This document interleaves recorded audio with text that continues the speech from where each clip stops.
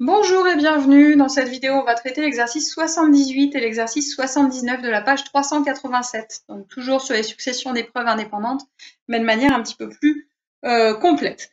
Alors sur le 78, vous avez un arrêt de bus et vous avez un panneau qui indique les minutes d'attente. Donc soit vous avez 0, 1, 2, 3 ou 1, 2, 3, 4 ou 5 minutes. Et donc chacune des minutes va rester un certain temps. Le temps d'attente de 0 minutes, il ne dure que pendant 15 secondes. Et ensuite, pour 1, 2, 3, 4 ou 5 minutes, ça reste affiché pendant 60 secondes. Voilà. Donc là, on est sur quelque chose d'assez concret que vous pouvez avoir quand vous allez prendre votre bus. On considère l'épreuve consistant à se présenter à cet arrêt de bus et à regarder le temps d'attente indiqué en minutes. Déterminer les probabilités des différentes issues. Donc là, ici, c'est vraiment essayer de modéliser la situation. C'est un petit peu particulier parce que finalement, le temps, c'est quelque chose de continu. Mais nous, on va essayer quand même de faire au plus intuitif et au plus logique. Donc la première chose, c'est de regarder au total quel pourrait être le temps d'attente que j'ai dans la totalité. Parce que finalement, ça peut m'afficher 0, 1, 2, 3, 4 ou 5 minutes, mais on n'est pas sur un temps infini. Vous avez des bus qui passent. Au bout de 5 minutes, on imagine que c'est le maximum, le bus passe et on recommence à nouveau à 0, 1, 2, 3, 4 ou 5 minutes. Alors, on reste 15 secondes sur 0 minutes.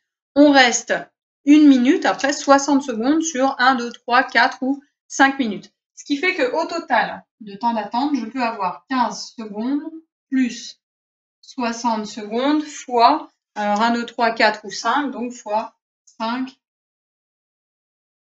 Hop, 5 affichages différents. Ce qui fait que ici, je me retrouve avec 15 plus 5 fois 60, 300, donc un total de 315 secondes maximum d'attente. Ça, c'est le maximum. Alors moi, je me pose la question, quelle serait la probabilité d'attendre avec un affichage à 0 minutes? 0 minutes, ça reste affiché pendant 15 secondes sur une totalité de 315 secondes. Donc là, ma probabilité va être de 15 sur un total de 315. Et la même chose pour P de 1, P de 2, P de 3, P de 4 et P de 5 qui sont exactement les mêmes après parce qu'elles ont chacune, ça reste affiché chacune pendant 60 secondes sur un total donc de toujours 315. Donc là ici, on reste avec un affichage qui est quand même assez facile à comprendre. On va rester sur quelque chose d'assez intuitif. Alors, pour la simplification, vous reprenez votre calculatrice pour avoir les valeurs à peu près ou pas. Alors, si vous ne mettez pas sous forme simplifiée, ça va vous donner ici 1 sur 21 et celui-ci, ça va vous donner 4 sur 21. Voilà, donc là, vous avez quelque chose d'assez facile. Ensuite, la question 2, on s'intéresse à la succession de cette épreuve chaque jour d'une semaine, du lundi au vendredi, que l'on suppose indépendante d'un jour à l'autre. Ce qui veut dire que je n'ai pas plus de chances de tomber sur un affichage qu'un autre en fonction de l'horaire que j'aurais vu pour le lundi. Par exemple, le mardi, je viens à nouveau de façon complètement aléatoire. Donc là, ici, la question 2, donner l'univers associé à cette répétition de 5 épreuves. Donc là, on est un petit peu comme dans le problème du tétraèdre. Mes issues, c'est 0, 1, 2, 3, 4, 5 cette fois-ci, et je vais répéter ça 5 fois de suite. Donc je vais obtenir un 5-uplet des valeurs qui sont donc entre 0 et 5. 1, 2, 3, 4 et 5. Donc ça, c'est mon univers de base si je fais une seule épreuve. Mais vu que je vais répéter cette épreuve 5 fois, je vais pouvoir mettre ça à la puissance 5. Puissance 5, parce qu'il y a 5 jours, du lundi au vendredi. Et à chaque fois, je vais prendre une de ces issues 5 fois de suite pour former un 5-uplet. Ça, c'est mon univers qui correspond à cette expérience. Alors la question B, calculer la probabilité que Kajanan doivent attendre 2 minutes lundi, 4 mardi, 3 mercredi, 3 jeudi et 0 vendredi, arrondir à 10 puissance moins 6. Alors là, ici, qu'est-ce qu'on me demande concrètement? On me demande la probabilité d'obtenir exactement le 5-uplet. Donc s'il doit attendre 2 minutes lundi, il a affiché 2, attendre 4 minutes mardi. Donc, il faut afficher 4, 3 mercredi, 3 jeudi et 0 vendredi. Donc là, j'ai mon quintuplet. Quelle est la probabilité d'obtenir ce quintuplet? Donc à nouveau, vu que les épreuves sont indépendantes, il n'y a pas de difficulté particulière. Ça veut dire que je vais multiplier la probabilité de chacun des événements. Donc je vais faire P de 2 qui multiplie P de 4 qui multiplie P de 3 qui remultiplie P de 3 qui multiplie P de 0. Bon. Donc là, il n'y a pas de difficulté particulière. Le calcul, à nouveau, il va être assez simple. Je vais regrouper toutes les probabilités qui sont les mêmes, à savoir de 1 jusqu'à 5, c'est tout égal à 1, 4 sur 21. Donc là, ici, tout ça, ça va faire 4 sur 21. Et ça y est, au total, 1, 2, 3, 4 fois. Que je multiplie par P de 0. Et le P de 0, c'est celui qui est tout seul là-bas, qui fait 1 sur 21. Voilà, tout simplement. Donc une fois que j'ai ça, j'ai plus qu'à prendre ma calculatrice à nouveau et puis donner une valeur approchée à 10 puissance moins 6 d'après l'énoncé. Donc ça va vous faire du 6,26 10 puissance moins 5 à peu près.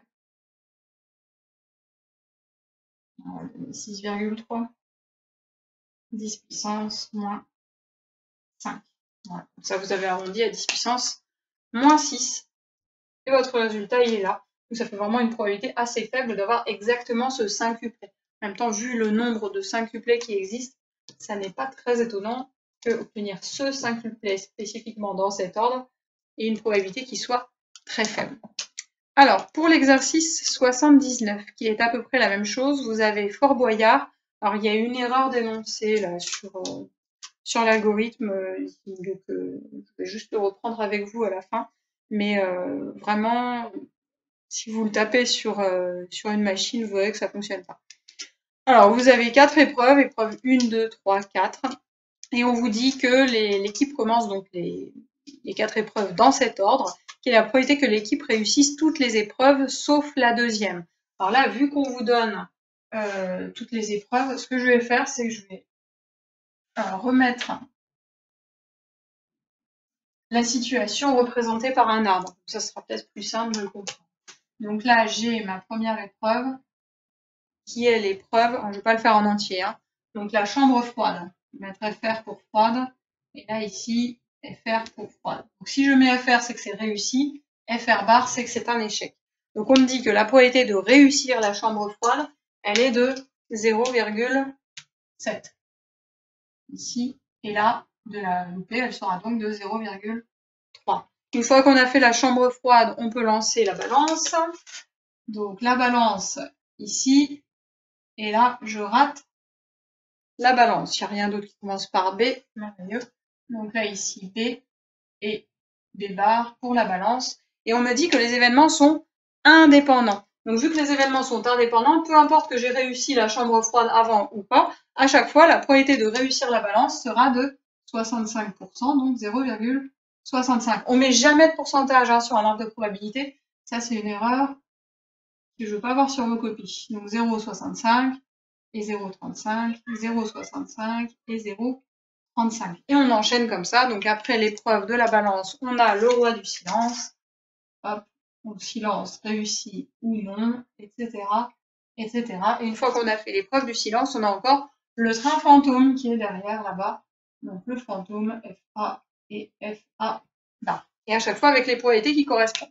Donc la première question, quelle est la probabilité que l'équipe réussisse toutes les épreuves sauf la deuxième? Donc ce qu'on me demande là concrètement, c'est de faire réussi, loupé et après réussi, réussi. Vu que les épreuves sont indépendantes, la seule chose que je vais avoir besoin de faire, c'est de multiplier les probabilités correspondantes sur mon arbre là ici, sans me poser trop de questions. Donc vu qu'ils n'ont pas mis de lettres là pour les événements, l'arbre, il est bien pour illustrer. En revanche, je ne réutilise pas ces lettres. Pour faire ça proprement, il faudrait mettre soit FR d'événements correspondant à réussir la chambre froide. Donc, je ne vais pas le faire. Je vais simplement écrire les calculs qui correspondent. Et la probabilité que l'équipe réussisse toutes les épreuves sauf la deuxième. Là, ici, je vais me noter petit p est égal à 0,7 fois, donc là, réussi la chambre froide, nous p c'est 0,35 fois, et ensuite on continue. Donc pour réussir le roi du silence, c'est 0,38. Et enfin, réussir le train fantôme, c'est de 0,59. Voilà. Et une fois que j'ai posé ce calcul, même principe, je prends ma calculatrice, et sur ma calculatrice, je trouve que c'est égal à bien affreux, 0,054 929. Voilà, pas de difficulté, on prend la calculatrice, on tape, on obtient le résultat. Alors ensuite, la question de quelle est la probabilité que l'équipe réussisse les 2 premières épreuves et manque les 2 suivantes. Donc là, ici, réussissent les 2 premières épreuves.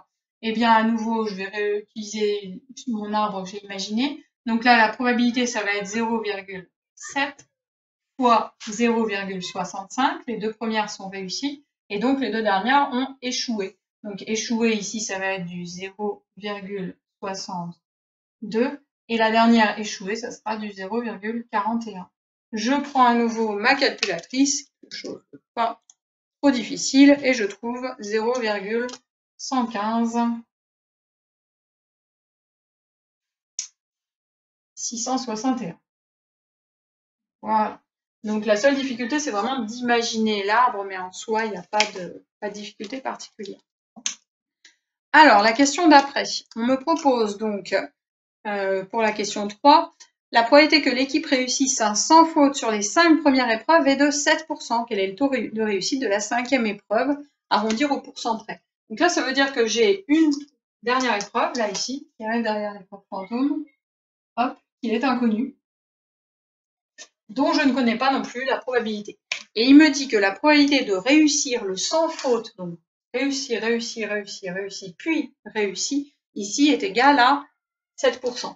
Donc ça veut dire que si je multiplie toutes mes probabilités ici, ça doit me donner 0,07, qui correspond au 7%. Donc là, ici, je vais simplement réécrire ce qui m'est proposé. Je sais que 0,7 fois 0,65 fois 0,62 fois 0,41 fois la dernière qui est mon inconnu. Donc là, vous l'appelez comme vous voulez, hein. Vous pouvez l'appeler petit p par exemple, hop, qui est mon inconnu, est égal à 0,07. Et là, j'ai plus qu'à résoudre tranquillement cette équation. Donc ça, c'est équivalent à dire que petit p est égal à 0,07 divisé par l'ensemble de toutes les autres probabilités. Donc 0,7 fois 0,65 fois, je me suis trompée, c'est pas 0,62 ici, c'est 0,38 fois 0,59 ici aussi. Les réussites, c'est 0,38, 0,59 fois 0,38 fois 0,59. Je prends ma calculatrice et je regarde à combien est-ce que c'est égal environ. Donc même principe, là il nous demande d'arrondir au pourcent près, donc je vais arrondir à 2 chiffres après la virgule, ce qui correspond à 0,69 environ. Pas grand chose. Hop. Environ égal à 0,69, ce qui fait que mon taux de réussite pour ma dernière épreuve est de environ 69%.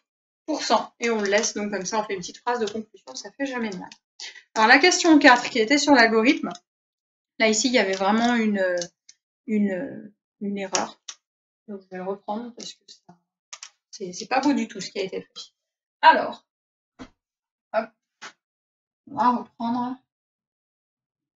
On propose dans mon algorithme grand L égale avec les petits points de suspension. Donc ça, pas de souci, ça me va. On va compléter donc une liste. Je vous rappelle ici entre crochets, ça correspond à une liste. Donc une liste de plusieurs valeurs, je ne sais pas combien il y en a, mais ça correspond à une liste. Ensuite, on me dit qu'il y a une boucle pour. Alors la boucle pour, ici, là il y a un vrai souci parce qu'ils mettent pour i dans L. Et là ici, on ne peut pas avoir i qui varie dans L. Une boucle pour, elle va être indexée avec des entiers. Donc si elle est indexée avec des entiers, ça peut faire 0, 1, 2, 3, etc. Et là, dans L, bah, ça dépend. Ça veut dire que dans mon L, forcément, j'ai mis que des entiers. À ce moment-là, pourquoi pas? Si je mets que des entiers, 0, 1, 2, 3, 4, à ce moment-là, il prendra les valeurs qui sont dans L. Pourquoi pas? Mais déjà, ça pose problème. Et ensuite, on me dit que si... alors, je sais plus comment est-ce qu'il est écrit exactement. Mais si, ça doit être un si aléa. Alors là, ils font du mélange en plus de Python et de langage naturel. C'est vraiment moche. Donc là, c'est pour signifier qu'on va faire un nombre aléatoire. Donc là, moi, je vais tout réécrire en Python. Comme ça, ce sera plus simple. Déjà, le égal, là, ici, c'est pas bon. En langage naturel, ça serait une flèche qui va vers la gauche. Donc, je vais réécrire for, i, hop, in range. Et puis, on va réfléchir à comment le modifier. In range de quelque chose. Hop, je fais mon décalage. Et là, au lieu d'écrire si, je vais écrire if. Donc là, la proposition, c'est des if. Donc en langage Python, le nombre aléatoire, c'est random de rien du tout, hop, une parenthèse vide. Donc ça choisit, cette fonction a choisi un nombre aléatoire réel entre 0 et 1. Donc 0, 0, 1, 0. Enfin, il y en a une infinité. Donc si ce nombre aléatoire est inférieur ou égal, donc là en Python, inférieur ou égal, et là, il mettait à i. Alors là, c'est moche aussi, parce qu'on fait un test. On a dit que i devait forcément être un entier. On va voir. À ce moment-là, qu'est-ce qu'on fait? On fait afficher. Donc en Python, ça va être print 2. Et puis on va mettre entre guillemets succès. Ça ira bien. Hop. Et sinon, donc là, le sinon, on revient. Else. Sinon, qu'est-ce que je fais? Je fais afficher. Donc à nouveau, print. Mais cette fois-ci, échec. Ok. Donc là, fin du si, fin du for, et c'est bon, c'est terminé. Alors, première chose, donc premier problème, le i qui va dans les valeurs de L, ça pose un problème parce que le boucle pour ne peut être indexé qu'avec des entiers.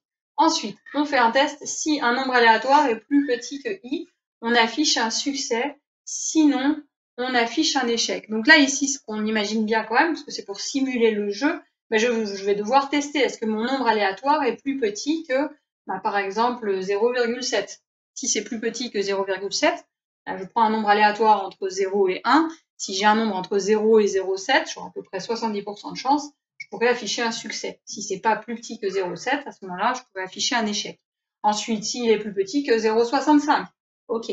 S'il est plus petit que 0,62, etc. Donc là, je vais bien pouvoir faire mes calculs, il va bien falloir que je teste, mais pas inférieur à i, parce qu'on a dit que i devait être forcément un entier. Alors vu qu'il va falloir que je teste sur des valeurs à virgule, c'est certainement dans L. Donc là, si tu veux le résultat de l'objectif de votre question, je vais mettre dans L les valeurs là justement qu'il va falloir tester. Donc mes valeurs à tester, ça va être 0,7, ensuite 0,65, 0, alors après c'est 0,38, je ne me trompe pas, hop, et enfin 0,59. Ça c'est tous les pourcentages de réussite. Donc si je mets ça, il faudrait que je teste, est-ce que mon nombre aléatoire est bien plus petit que 0,7? Puis, c'est là qu'intervient la boucle pour, on va boucler. Est-ce que c'est inférieur à 0,65? Puis, alors là, combien de fois est-ce qu'il va falloir boucler? Ben, il va falloir boucler une première fois, deuxième fois, troisième fois, quatrième fois. Alors, est-ce qu'il demande les 5 épreuves? Là, je ne vais pas laisser comme ça. Je vais rajouter 0,59 et j'ai trouvé en dernier ici 0,69. Donc comme ça, je vais pouvoir boucler sur mes 5 épreuves. Donc, je vais boucler 5 fois. Mon i, pour qu'il boucle 5 fois, je peux faire for i in range de 5. Il va boucler 5 fois. Alors là, en Python, faites bien attention quand même, il y a un petit piège. Quand vous faites une boucle for comme ça avec un range, il va boucler à partir de 0. Il va bien boucler 5 fois, mais il va boucler à partir de 0. Vous allez avoir i égale 0, i égale 1, i égale 2, i égale 3, i égale 4. Et donc, il va s'arrêter au bout de 5 fois, mais au rang i est égal à 4. D'accord? Donc, il boucle 5 fois, il commence à 0, i s'arrête à 4. Je teste ensuite, est-ce que mon nombre aléatoire, qui comprend entre 0 et 1, est plus petit que, moi j'aimerais la première valeur là, de ma liste. Alors, comment est-ce qu'on écrit la première valeur de la liste? Eh bien, on va tester par rapport à L. Hein, donc, c'est grand L. Alors, il ne peut pas tester tout d'un coup, il va les tester l'une après l'autre. Donc là, pour la première partie, i est égal à 0, et j'aimerais tester la première valeur. La première valeur ici, ça va être L de 0. En fait, là, ici, les listes, vous avez exactement la même chose qu'avec les suites. Là, vous avez le numéro 0. Là, vous avez le numéro 1. Ici, vous avez le numéro 2. Ici, vous avez le numéro 3. Et ici, vous avez le numéro 4. Ils sont tous numérotés, en fait. Donc, vu qu'ils sont tous numérotés, il n'y a pas de souci, je vais appeler L de 0, il va comparer avec le premier. L de 1, il va comparer avec le deuxième. Alors là, ici, L de 0, ça va comparer à chaque fois avec le premier. Moi, je ne veux pas comparer toujours avec le premier, je veux que ça change à chaque fois. Donc, je vais mettre L de I. Comme ça, au début, il va comparer avec L de 0. Ensuite, on change I égale 1, donc ça fait L de 1. I égale 2, L de 2, etc., etc. Et à chaque fois, il va générer un nombre aléatoire, I teste, et il va m'afficher succès, échec, etc. Je vous conseille de le taper sur Python. Vous téléchargez du Python, vous le faites, il n'y a aucun souci, ça fonctionne. Je l'ai testé et il n'y a aucun problème. Alors là, je ne suis pas obligé les 2 points à la fin, mais il n'y a aucun problème, ça fonctionne. Et sur le fichier avec les exercices que j'ai numérisés, il y est en propre. Voilà. Donc là, la liste, je la complète avec ça. Et là, ça fonctionne. Par contre, l'énoncé du livre, il ne fonctionne pas du tout, donc vous le modifiez bien.